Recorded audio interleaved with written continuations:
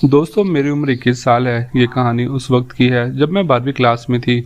उस समय मेरी उम्र 19 साल थी। मेरा फिगर उस समय 32, 28, 34 का था।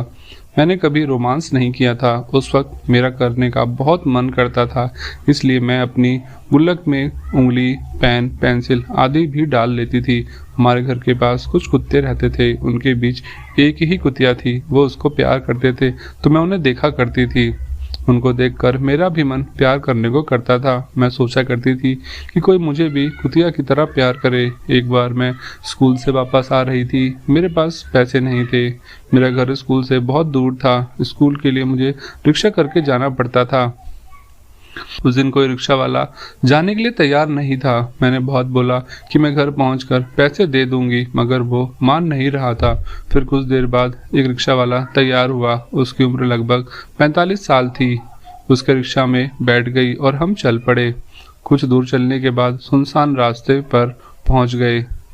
अचानक रिक्शे की चैन उतर गई। उसने रिक्शा साइड पर रोका और चैन चढ़ाने लगा। जब वो चैन चढ़ा रहा था तो उसकी नज़र मेरे पैरों के बीच पड़ी। मैं इन सबसे अनजान पैर खोलकर आराम से बैठी थी। उसने मेरी गोल जांघों के साथ मेरी पैंटी भी देख ली। उसके बाद वो चैन चढ़ाकर चलने लगा तो मुझसे बात करने लगा। बातों में उसने मुझे बताया कि रिक्शे वाले लड़कियों को गंदी नज़र से देखते हैं। इससे मेरी उत्सुकता बढ़ी। मैंने पूछा, किस गंदी नज़र से? तो वो बोला, तुम नहीं समझोगी। मैंने बोला, आप समझाओ मुझे ताकि मैं इन सब चीज़ों का ध्यान रख सकूं। तो वो बोला, बुरा मान जाओगी। मैंने कहा, नहीं मानूंगी। तो वो बोला, वो ऐसे बात करते हैं कि गोरी लड़कियों के वहाँ पर भूरे बाल होते हैं, काले नहीं होते। मैं बोली, ऐसा तो नहीं है। तो वो बोला, तो कैसे होते हैं? मैं बोली, काले ही होते हैं। वो बोला, नहीं, मैं तो नहीं मान सकता। मैंने तो यही सुना है। उसकी बातों से मेरे अंदर सेक्स जागने लगा। मेरी गुल्लक कि एक अधेड़ उम्र का आदमी बात कर रहा था। मैं जान गई थी कि वो जानबूझकर ये सब बातें कर रहा था, मगर मैं अब खुद चाहती थी कि वो ऐसे ही बातें करे। मैं बोली, आपने जो भी सुना है, लेकिन मैं तो एक लड़की हूँ, मुझे तो पता होगा ना कि कैसे होते हैं। वो बोला, मुझे दिखा सकती हो क्या? मैं बोली, नहीं, आप ये कैसी बातें कर रहे हो? इस पर वो कुछ नहीं बोला।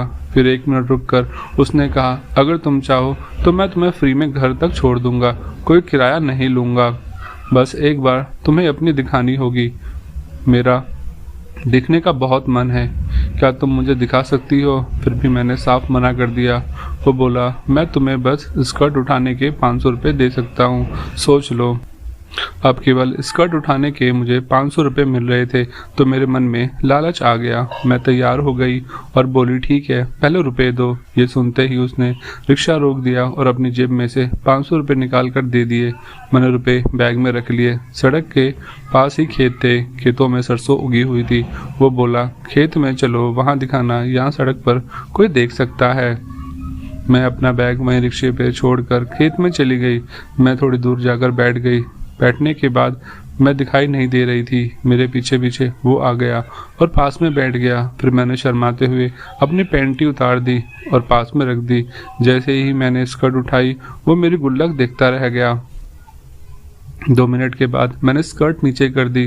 तब उसको होश आया। वह बोला, तुम्हारी गुल्लक बहुत अच्छी है, मैंने आज तक ऐसी गुल्लक नहीं देखी। फिर वो बोला, अगर मुझे अपनी छाती दिखा दोगी तो मैं 500 रुपये और दूंगा। ये बोलते हुए उसने 500 का नोट मेरी तरफ बढ़ाया।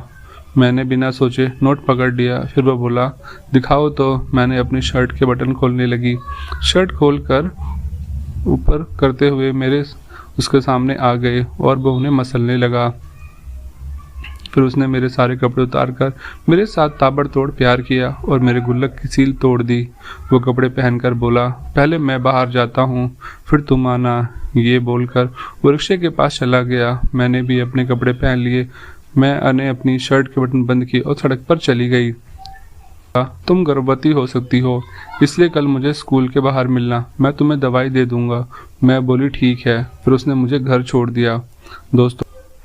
दोस्तों, आपको ये कहानी कैसी लगी प्लीज़ कमेंट करके ज़रूर बताएं और ऐसी ही कहानियाँ सुनने के लिए हमारे चैनल को सब्सक्राइब करना ना भूलें।